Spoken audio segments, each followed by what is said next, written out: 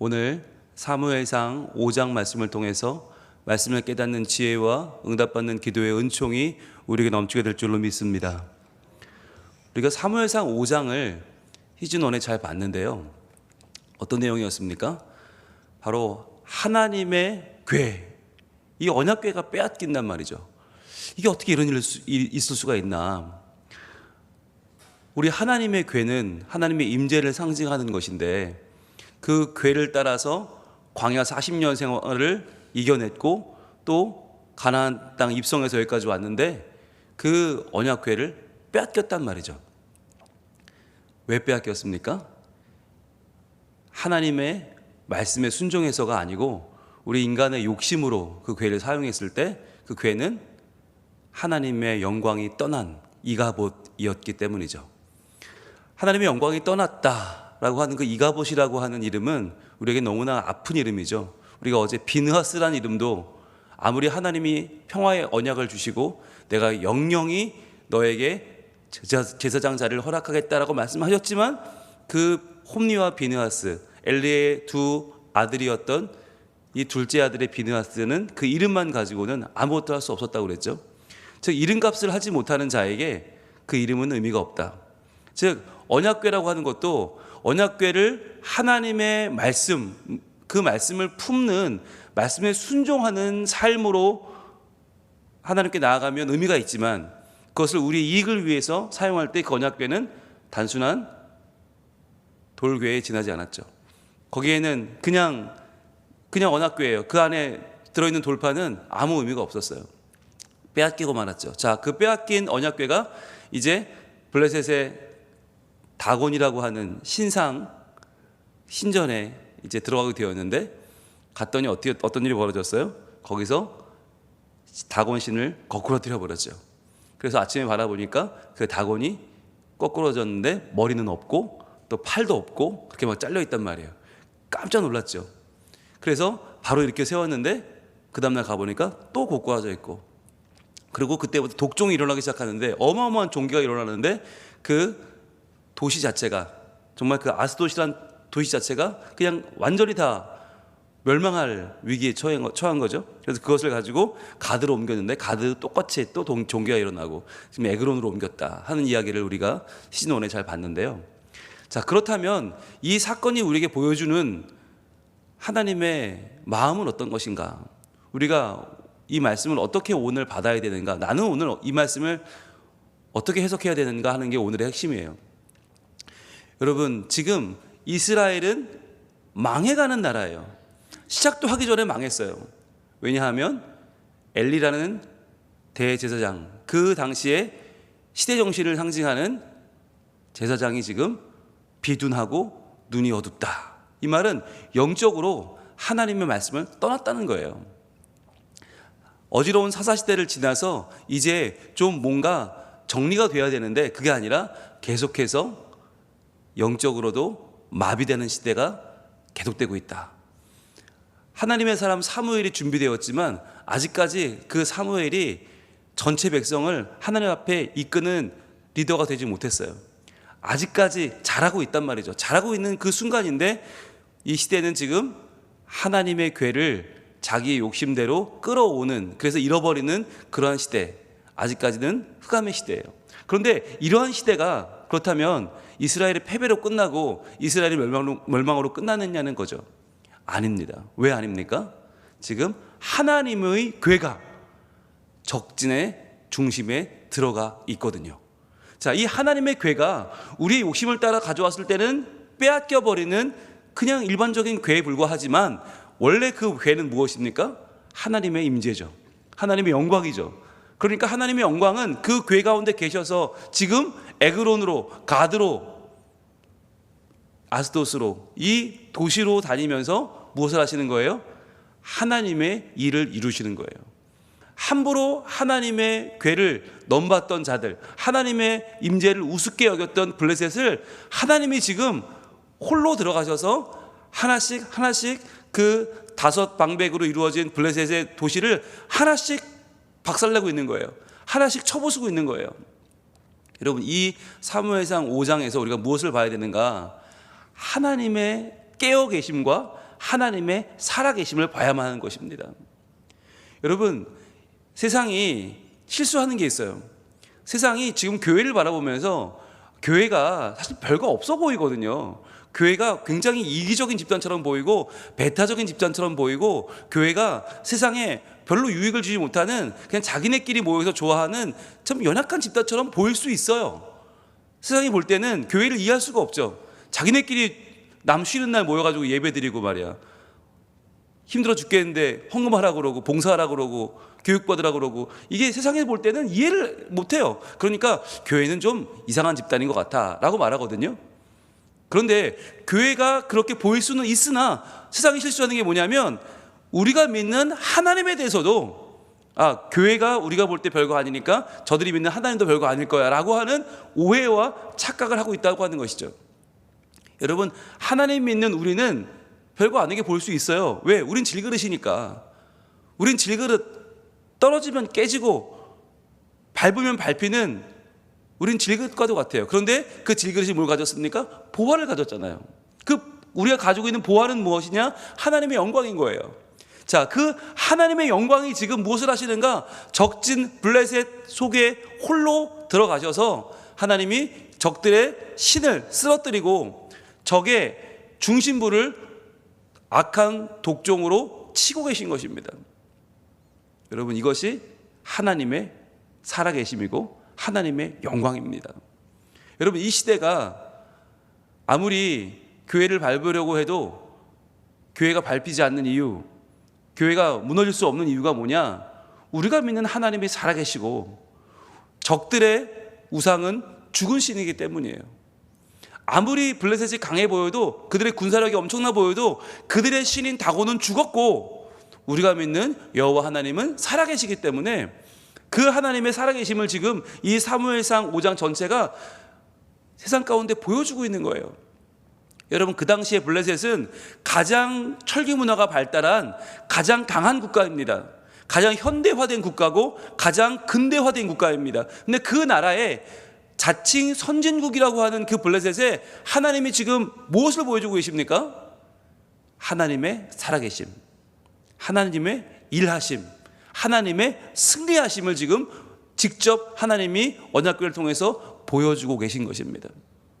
여러분, 그래서 우리가 상황이 어려워지고 힘들어질 수는 있지만 그러나 끝까지 놓지 말아야 될 것은 무엇입니까? 하나님이에요. 우리 하나님의 능력이에요. 우리 하나님의 손은 지금도 분명히 우리에게 역사하고 계신 줄로 믿습니다. 우리는 약해질 수 있어요. 우리는 미미할 수 있어요. 우리는 별거 아닐 수 있어요. 그러나 우리가 믿는 하나님은 절대로 그렇지 않으시다. 아무리 우리가 하나님을 우리 이익에 갖다 붙이려고 하고 우리가 하나님을 이용하려고 아무리 해도 여러분, 하나님의 영광은 그것 때문에 조금도 부족하거나 조금도 미약해지지 않는다고 하는 사실입니다. 오늘 아스돗을 초토화시킨 언약궤를 그들이 가드로 옮겨갔더니 가드가 또 독종으로 초토화 됐어요.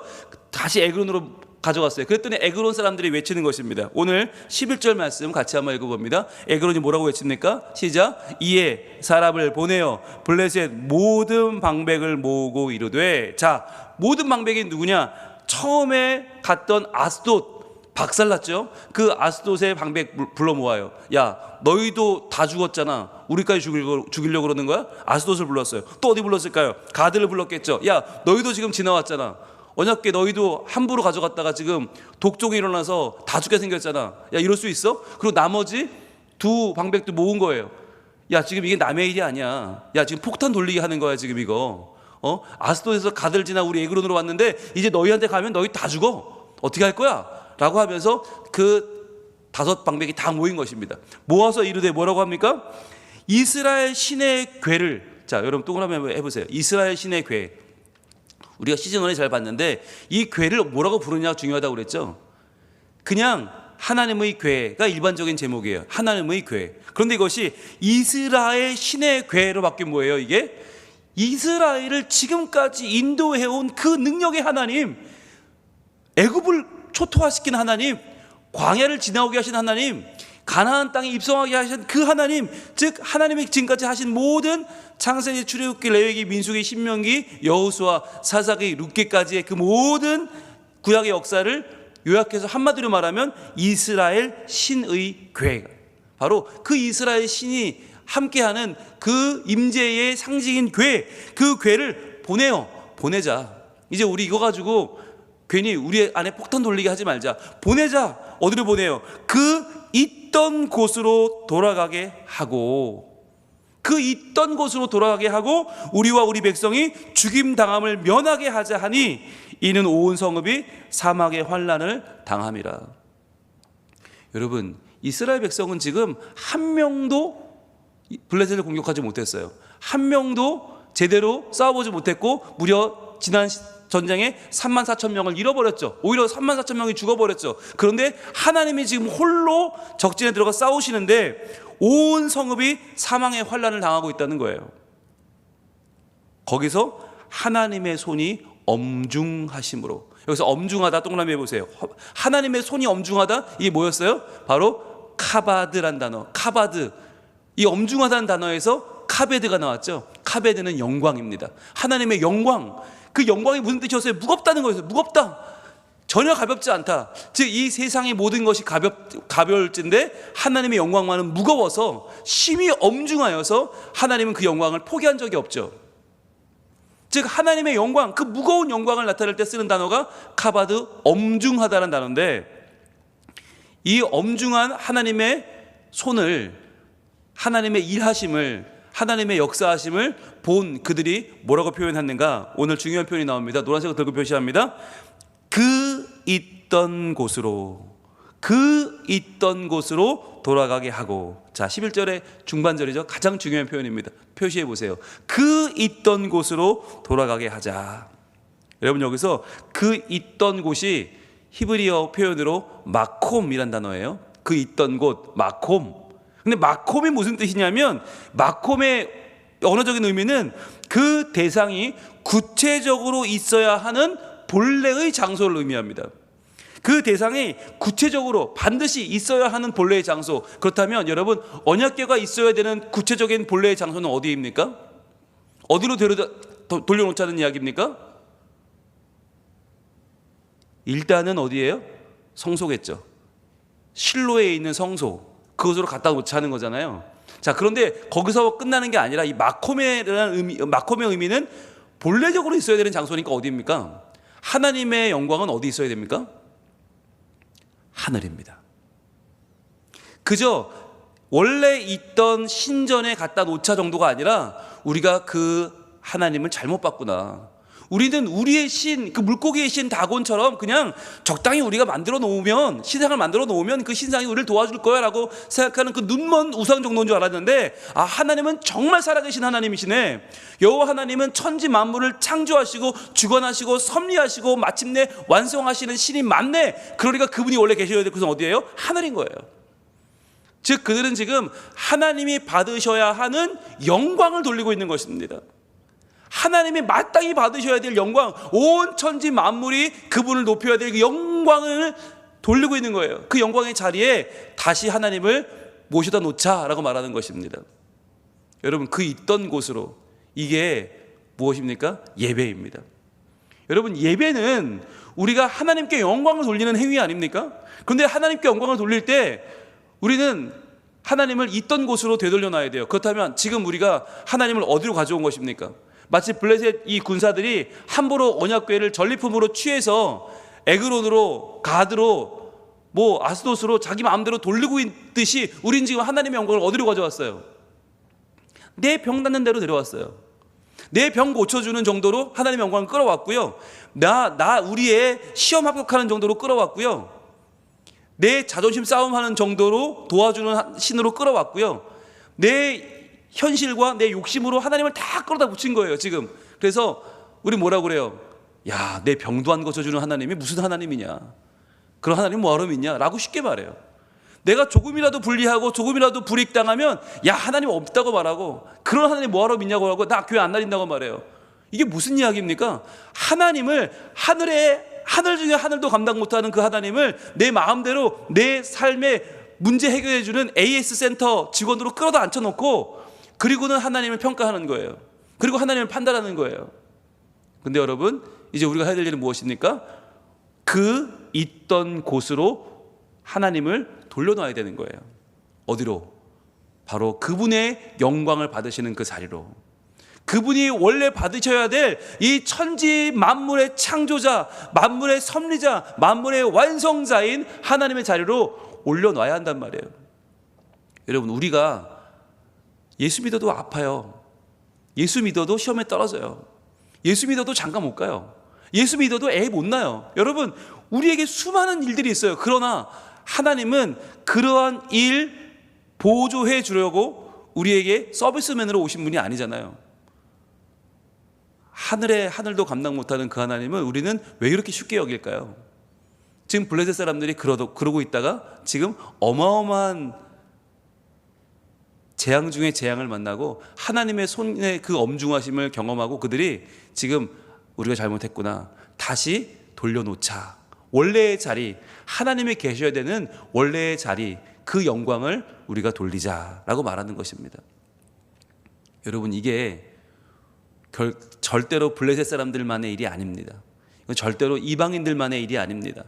하나님을 업신여긴 자들, 하나님을 가벼이 여긴 자들이 그 손에 엄중함에 놀라며 야, 영광을 돌려야겠다라고 하는 게 그들만의 이야기가 아닌 거예요. 바로 우리의 이야기라는 것을 깨달을 수 있기를 원합니다. 그래서 과연 나의 오늘 조금 더 잘 되는 것이 하나님의 영광이냐, 내가 조금 돈 더 버는 게 하나님의 영광이냐, 내가 조금 오늘 어제보다 조금 더 유익을 얻는 것이 과연 하나님의 영광이냐, 아니라는 거예요. 나의 문제와 상관없이 그것을 초월하여 오늘도 살아계셔서 영광 받으실 그 하나님의 이름을 우리가 얼마나 영화롭게 하고 얼마나 기억하고 있는가 하는 것입니다. 그래서 여러분, 오늘 본문 12절은 이렇게 이어집니다. 죽지 아니한 사람들은 독한 종기로 치심을 당해. 자, 치심을 당해. 동그라미 해보세요. 독한 종기는 무엇입니까? 병입니다. 질병인데 이 질병이 그냥 생겨난 게 아니라 치심을 당했다는 거예요. 누군가 치셨다는 거예요. 이 치심을 당했다는 수동태가 바로 신적 수동태입니다. 신적 수동태, 주어가 없어요. 근데 이 주어가 누구라는 거예요? 하나님이라는 거죠. 그래서 치심을 당해 성읍의 부르짖음이 하늘에 사무쳤더라. 여러분, 하늘에 사무쳤더라. 하늘 동그라미 해보세요. 여기서 생각되는 단어가 그 상황이 어떤 상황이 있습니까? 바로 애굽의 출애굽 당시에 애굽 사람들이 10가지 재앙을 당해서 하늘에 사무치는 괴로움을 호소했죠. 그리고 어떻게 했어요? 보내주었습니다. 이스라엘 백성들을 종으로 부리다가 하늘에 사무치는 그 10가지 재앙을 당하고 그들이 결국 어떻게 해요? 항복하는 거죠. 아, 저들은 하나님의 사람들이구나, 놓아줘야겠다, 안 되겠다. 그리고 포기하고 그들을 보내주죠. 여러분, 이것이 출애굽 사건에 벌어진 하늘에 사무치는 부르짖음이었어요. 오늘 하나님을 업신여기는 이 세상은 결국 이렇게 될 것입니다. 그런데 문제는 우리가 어디 설 것이냐 하는 거예요. 우리가 하나님 편에 서서 하나님 말씀에 순종하여 하나님께 영광을 돌려서 하나님의 승리하는 편에 설 것이냐, 아니면 우리도 하나님을 업신여기고 우리도 하나님을 내 마음대로 이용하려고 하다가 결국 우리도 부르짖음이 하늘에 사무치는 이 연약한 패배자의 자리에 설 것이냐. 여러분, 이것을 선택해야 됩니다. 오늘 우리가 하나님께 돌릴 영광은 무엇입니까? 바로 말씀에 순종하는 것입니다. 오늘날 우리가 하나님께 영광을 돌린다고 하는 것이 그럼 교회에 많이 나오는 거냐, 헌금을 많이 하는 거냐, 봉사를 더 많이 하는 거냐. 여러분, 오늘날 하나님은 어떻게 영광을 받으시나? 말씀으로 영광을 받으세요. 그래서 여러분, 일단 말씀을 어떻게 해야 돼요? 경청해야 되는 게 첫 번째 단계겠죠. 말씀을 경청하는 것, 말씀을 정말 내 마음의 중심을 담아서 듣는 것, 경청하는 게 첫 번째 영광 돌리는 단계고요. 그런 다음에 뭐 해야 돼요? 그 말씀을 기억해야 돼요. 열심히 듣고는 잊어버리면 아무 소용없어요. 듣고 기억해야죠. 그래서 기억해서 그 말씀이 나를 이끌어가도록, 가장 그 말씀을 잘 활용할 수 있는 순간까지 그 말씀을 내가 보존하도록 기억해야죠. 그 다음 뭐예요? 실행하는 거죠. 그 말씀을 내가 삶에 옮겨야 될 그 순간이 왔을 때 말씀대로 내가 올바른 선택을 하는 것, 실행하는 거죠. 그래서 말씀을 일단 경청하고 잘 기억해서 실행하는 그것을 뭐라고 불러요? 순종이라고 합니다. 그래서 우리가 말씀에 순종하는 것이 오늘날 하나님을 하나님 되시게 하고 하나님의 영광을 그 있던 곳으로 돌려놓는 것이에요. 오늘도 하나님 우리에게 이 새벽에 말씀을 주십니다. 이 말씀을 경청하는 여러분은 하나님께 영광을 돌리고 있는 것인 줄로 믿습니다. 여러분, 꼭 우리가 예배할 때 손을 들고 눈을 감고 정신을 내려놓고 이게 여러분 영광 돌리는 게 아니고, 그냥 음악에 빠져서 열광하고 그게 영광 돌리는 게 아니고, 하나님의 말씀을 얼마나 내 삶에 주시는 주의 음성으로 경청하고 있는가, 그리고 그 말씀을 얼마나 잘 기억하는가, 그리고 그 말씀대로 내가 중요한 시간에, 결정적인 순간에 그 말씀으로 내 삶에 중요한 결정들을 실행하는가. 그렇게 말씀에 순종할 때 하나님은 영광을 받으시고 우리 삶 가운데 가장 엄중한 하나님의 손, 그 거룩한 손으로 영광을 받으시고 우리의 삶을 그 영광의 길로 인도해 가실 줄로 믿습니다. 기도하겠습니다. 하나님, 오늘 이 블레셋과의 전투에서 이스라엘은 처참하게 지고 34,000명이 죽고 언약궤는 빼앗기고 마치 다 망한 것만 같습니다. 그러나 하나님의 궤가 아스돗을, 가드를, 에그론을 박살내고 쳐부수고 하나님의 영광을 나타내시는 거룩한 역사가 오늘 사무엘상 5장에 등장합니다. 주님, 이 블레셋 사람들이 깜짝 놀라며 외쳤던 그 한마디, 하나님은 참 신이로구나. 원래 있던 곳으로 돌려놓자. 그분의 영광을 우리 회복시켜드리자라고 하는 이 놀라운 한마디가 주님, 우리의 삶을 오늘 깨우기를 소원합니다.